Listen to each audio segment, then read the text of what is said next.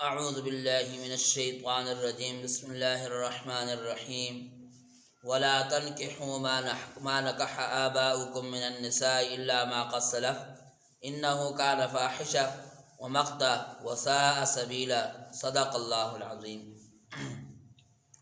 سورۃ النساء چوتھا پارہ آیت نمبر 22 کا درس آج شروع کرتے ہیں۔ آج درس کے اندر ان عورتوں کا بیان ہوگا جو عورتیں مرد کے لیے ہمیشہ حرام ہیں، ان کا بیان ہوگا۔ وہ کون کون سی ہیں وہ اس دو آیتوں کے اندر تفصیل سے آپ کے سامنے ذکر ہوگا۔ وَلَا تَنْكِحُوا مَا نَكَحَ آبَاؤُكُمْ، تم مت نکاح کرو ان عورتوں سے جن سے تمہارے باپ نے نکاح کر لی عورتوں میں سے۔ باپ سے مراد اصول ہے، باپ، دادا، پردادا، یہ الا ما قد سلف، مگر جو پہلے گزر چکا۔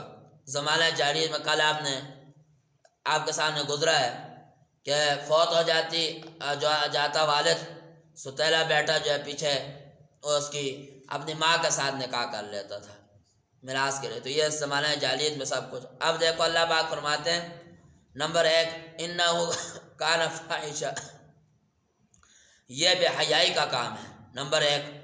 نمبر 2 ومقتن، اللہ کے ہاں یہ ناراضگی کی بات ہے۔ نمبر 3 وساء سبیلا، اور یہ برا راستہ ہے، یعنی والد کی منکوحہ۔ اب والد کی منکوحہ دیکھو دو ہو سکتی ہیں، ایک آدمی کی سکی والدہ ہے وہ والد کی منکوحہ ہے، وہ بھی حرام ہے۔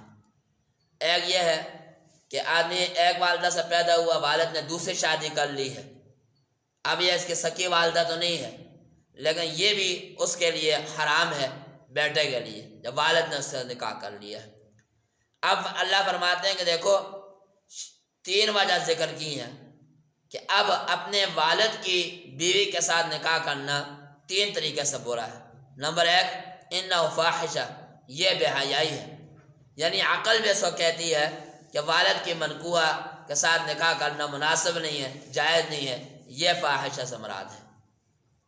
ومقتن، اور ناراضگی کا سبب ہے اللہ کے ہاں، معلوم ہوا کہ شریعت بھی اس کو برا کہتی ہے۔ نمبر 3 وساء سبیلا، اور یہ برا راستہ ہے، گویا کہ عرب بھی اس کو برا کہتا ہے۔ تو تینوں طریقوں سے والد کی منکوحہ کے ساتھ نکاح کرنا 3 طریقوں سے برا ہے۔ عقل بھی برا کہتی ہے، شریعت بھی برا کہتی ہے، عام لوگ بھی اس کو برا کہتے ہیں۔ آگے جو نسبی اعتبار سے بندے پر جو عورتیں حرام ہیں ان کا بیان۔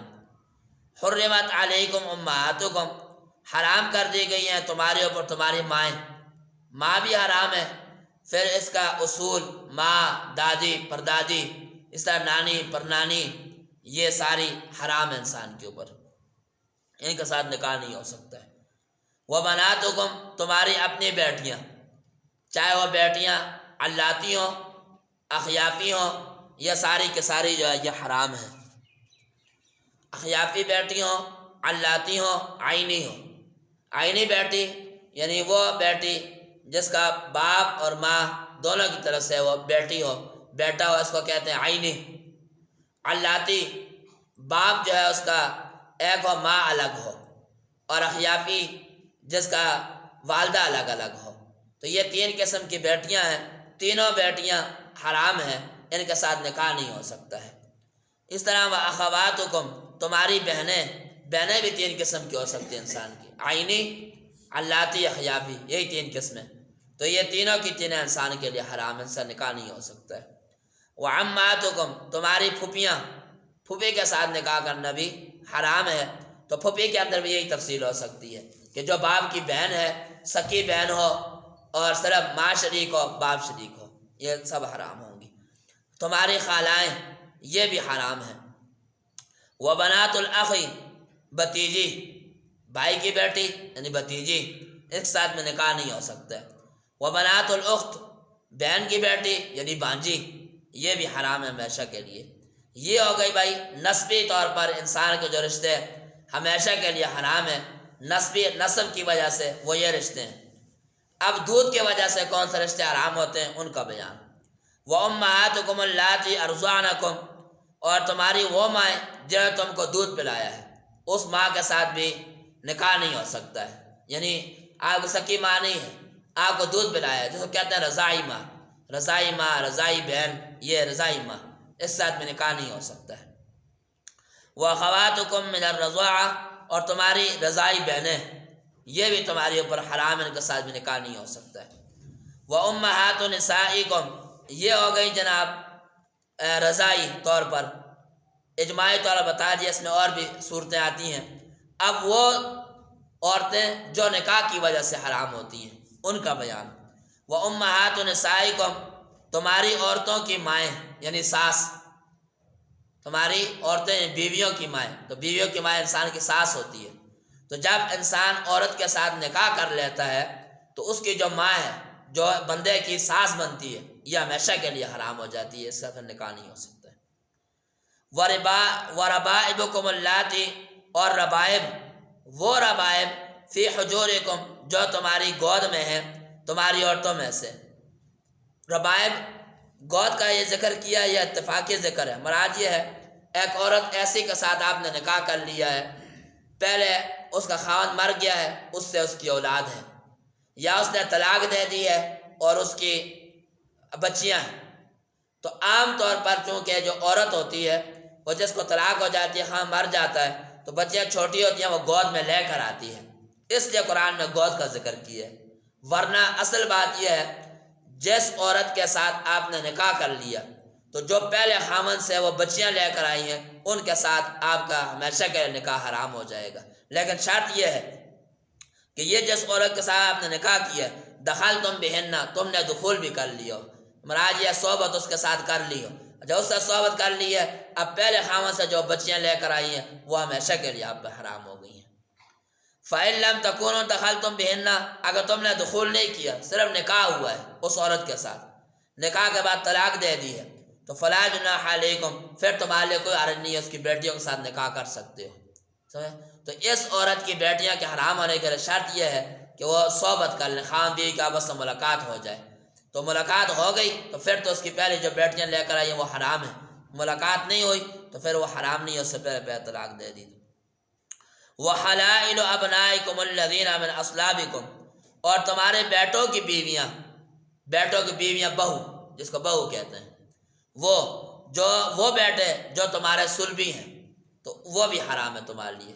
بہو یعنی جو بیٹے کی بیوی ہوتی ہے وہ اس کے سسر کے لیے ہمیشہ کے لیے حرام ہو جاتی ہے، سسر آپ اس کے ساتھ نکاح نہیں کر سکتے، وہ سسر لگ جاتا ہے نا اس کا، عورت کا، تو وہ اس کے ساتھ نکاح کبھی بھی نہیں کر سکتا ہے۔ لیکن یہ اسلاب کی قید لگائی ہے کہ وہ بیٹا جو آپ کا صلبی ہے، یعنی آپ سے پیدا ہوا ہے، آپ نے اس کی شادی کروائی اور آگے بہو لے کر آئے ہیں آپ، یہ اس سے اصل میں نکالنا چاہتے ہیں اس بیٹے کو جو متبنہ بیٹا ہوتا ہے۔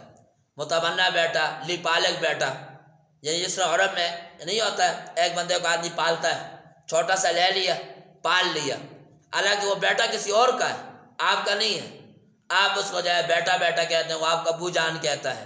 تو یہ بھی مسئلہ یاد رکھیں کہ ایسا بیٹے کو جب آپ پالیں گے وہ آپ کا حقیقی بیٹا نہیں بنتا ہے، وہ شناختی کارڈ میں اپنے اصل والد کا نام لکھے گا، اصل والدہ کا نام لکھے گا، اور نکاح کرتے وقت بھی وہ اپنے اصل باپ کا اور اصل والدہ کا نام لکھے گا، اور نکاح میں اصل والدہ اور والد کا نام لیں گے، وہ جو بچی یا بچے کو آپ نے پالا ہے، اس کو کہتے ہیں لیپالک، متبنہ بیٹا۔ اسی طرح یہ متبنہ بیٹا آپ کا بیٹا نہیں بنتا ہے۔